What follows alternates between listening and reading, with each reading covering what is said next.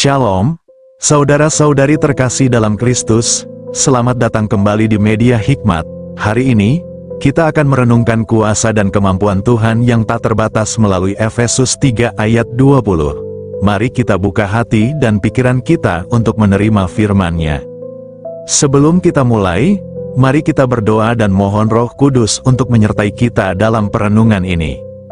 Tuhan yang Maha Kuasa, kami datang ke hadirat-Mu dengan hati yang penuh syukur. Bimbinglah kami dalam merenungkan firman-Mu hari ini, bukakanlah pikiran dan hati kami agar kami dapat melihat betapa besar kuasa-Mu bekerja dalam kehidupan kami. Kami serahkan waktu ini ke dalam tangan-Mu. Dalam nama Yesus kami berdoa. Amin. Efesus 3 ayat 20 berkata, "Bagi Dialah yang dapat melakukan jauh lebih banyak daripada yang kita doakan atau pikirkan, seperti yang ternyata dari kuasa yang bekerja di dalam kita." Firman ini mengajarkan bahwa kemampuan Tuhan melampaui semua batasan kita, bahkan jauh lebih besar daripada yang bisa kita bayangkan. Kita akan membahas beberapa aplikasi ayat ini dalam kehidupan sehari-hari. 1. Percaya lebih dari logika kita. Seringkali, kita membatasi apa yang Tuhan bisa lakukan dalam hidup kita berdasarkan pemahaman logika kita. Kita pikir, ini tidak mungkin terjadi, atau saya tidak mungkin bisa melakukannya. Tetapi firman Tuhan mengingatkan kita bahwa Dia mampu melakukan hal-hal yang melampaui akal dan logika manusia. Tuhan tidak dibatasi oleh pemikiran kita yang terbatas. Lukas 1 ayat 37 mengatakan, "Sebab bagi Allah tidak ada yang mustahil." Disinilah kita diajak untuk mempercayai Tuhan dengan iman, bukan berdasarkan apa yang kita lihat atau pikirkan. Dalam hidup kita, mungkin ada situasi yang tampak mustahil, entah itu masalah finansial, kesehatan, atau hubungan. Percayalah, Tuhan sanggup bekerja bahkan di tempat yang tampak tidak mungkin. 2. Mengandalkan Tuhan dalam rencana kita. Saat kita membuat rencana, kita sering mengandalkan diri sendiri dan membayangkan segala sesuatu berdasarkan kekuatan kita. Kita cenderung mengukur seberapa sukses kita berdasarkan kemampuan pribadi kita. Namun, Mazmur 37 ayat 5 mengingatkan kita, "Serahkanlah hidupmu kepada Tuhan dan percayalah kepadanya, dan Ia akan bertindak." Tuhan ingin agar kita melibatkan Dia dalam segala perencanaan kita karena Dia tahu yang terbaik bagi kita. Ketika kita menyerahkan rencana kita kepadanya, Tuhan bisa mengubah arah yang mungkin kita anggap kecil menjadi sebuah berkat besar. Jadi, saudara, dalam segala rencana kita, baik besar maupun kecil, jangan lupa untuk selalu libatkan Tuhan karena Dia adalah sumber hikmat dan kekuatan. 3. Membawa permohonan kita dengan iman yang besar. Ada kalanya kita merasa ragu untuk membawa permohonan besar kepada Tuhan. Mungkin karena merasa tidak layak, atau takut kecewa.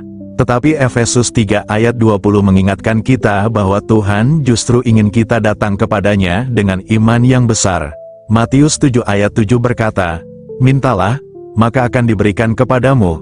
Carilah, maka kamu akan mendapat.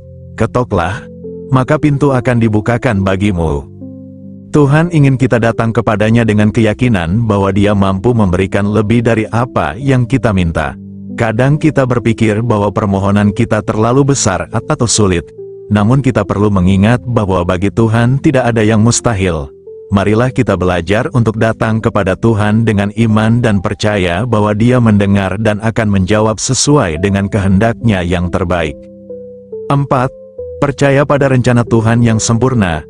Mungkin ada saat-saat di mana doa-doa kita tidak dijawab sesuai keinginan kita, dan kita mulai bertanya, "Mengapa Tuhan tidak menjawab doa saya?" Namun, ingatlah bahwa rencana Tuhan lebih sempurna daripada rencana kita. Yeremia 29 ayat 11 mengajarkan, "Karena Aku ini mengetahui rancangan-rancangan apa yang ada padaku mengenai kamu, demikianlah firman Tuhan, yaitu rancangan damai sejahtera dan bukan rancangan kecelakaan, untuk memberikan kepadamu hari depan yang penuh harapan." Ketika kita mengandalkan Tuhan, kita diajak untuk percaya bahwa jawabannya, bahkan saat itu bukan jawaban yang kita harapkan, adalah yang terbaik bagi kita.